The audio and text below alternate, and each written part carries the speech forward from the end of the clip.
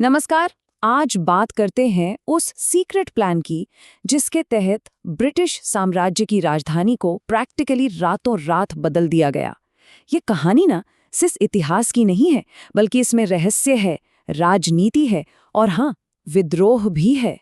ये फैसला इतना ज्यादा खुफिया था, इतना सीक्रेट कि इसे सीसेम प्रोजेक्ट नाम का एक कोड नेम दिया गया।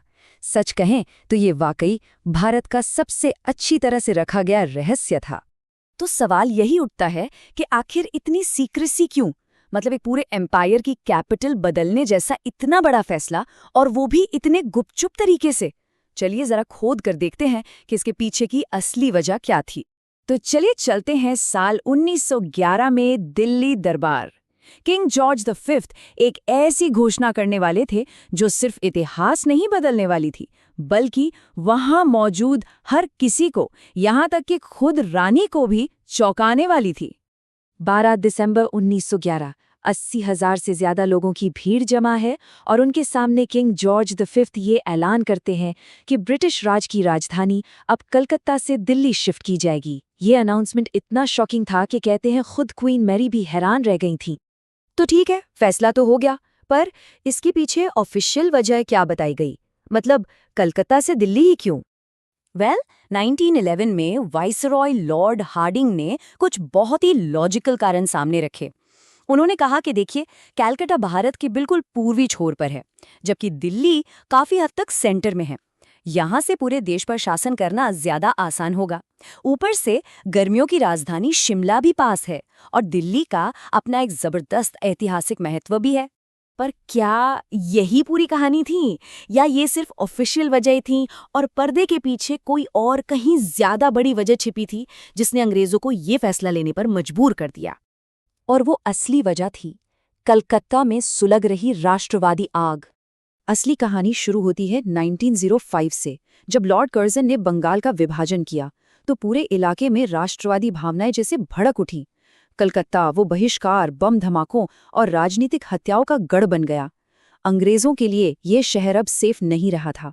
इसीलिए 1911 में जब राजधानी बदलने की घोषणा हुई तो साथ ही ये भी ऐलान किया गया कि बंगाल को फिर से एक किया जाएगा। ये एक तरह से शांति खरीदने की कोशिश थी। तो असल में ये एक स्ट्रेटेजिक रिट्रीट थी। अंग्रेज उस राष्ट्रवादी आंदोलन के सेंटर से भाग रहे थे जिसे उन्होंने खुद ही हवा दी थी, और इस भागने को एक ग्रैंड इंपीरियल फैसले का चोला पहनाया जा रहा था। तो ठीक है, फैसला हो चुका था। अब बारी थी एक नया शहर बनाने की, एक ऐसा शहर जो ब्रिटिश एम्पायर की ताकत का सिंबल बन सके। इस जबरदस्त प्रोजेक्ट की जिम्मेदारी मिली British architects sir Edwin Lutyens और सर हर्बर्ट बेकर को। और सोचिए, जो काम सिर्फ 4 साल में पूरा होना था, उसे वर्ल्ड वॉर 1 जैसी वजहों से पूरा होने में 20 साल लग गए। नई दिल्ली को ना बिल्कुल खाली जमीन पर बनाया गया था। ये एक मेटिक्युलसली प्लान्ड सिटी थी जिसका हर कोना, हर सड़क कॉलोनियल सोशल ऑर्डर को दिखाता था। और इसके दिल में थे वाइसरॉय हाउस और सेक्रेटेरिएट, यानी सत्ता का केंद्र। अब इस शहर का जो आर्किटेक्चर था और इसका जो ग्रैंड इनॉग्रेशन हुआ, उसमें एक बहुत ही कॉम्प्लेक्स इंपीरियल आइडियोलॉजी छिपी हुई थी। सेक्रेटेरिएट बिल्डिंग्स पर खुदा ये जो संदेश है ना, ये अंग्रेजों की सोच को साफ साफ दिखाता है। उनका मानना था कि आज़ादी कोई ऐसी चीज नहीं है जो लोगों को मिल जाती है, लोगों को खुद को उसके काबिल बनाना पड़ता है।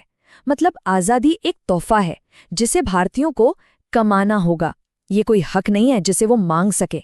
फरवरी 1931 में जो इनॉग्रेशन सेरेमनी हुई, उसमें 3 बड़े इवेंट्स थे और हर इवेंट के पीछे एक बहुत खास शाही मैसेज छिपा हुआ था। ये जो डोमिनियन कॉलम्स थे, ये भारत के लिए भविष्य में डोमिनियन स्टेटस का एक वादा थे। अब इसका मतलब क्या था?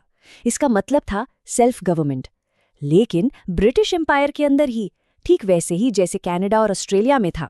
यानी आज़ादी तो मिलेगी पर कंट्रोल ब्रिटेन का ही रहेगा।